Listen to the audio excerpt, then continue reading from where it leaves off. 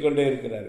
1000 விதமான பிசாசுகள் எல்லாம் இருக்கிறது என்று அவர் சொல்றாரு.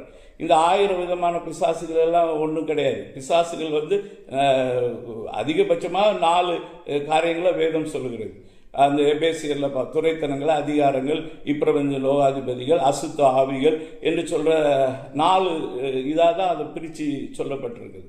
இந்த அசுத்த ஆவிகள் என்று சொல்றது வேணா செத்த மனிதனுடைய ஆவிகளாக இருக்கலாம், இல்லைன்னா ஆவிகள் அந்த மனிதனுடைய பெயரை பயன்படுத்தி பொல்லாத ஆவிகள் அந்த காரியங்களை செய்யலாம்.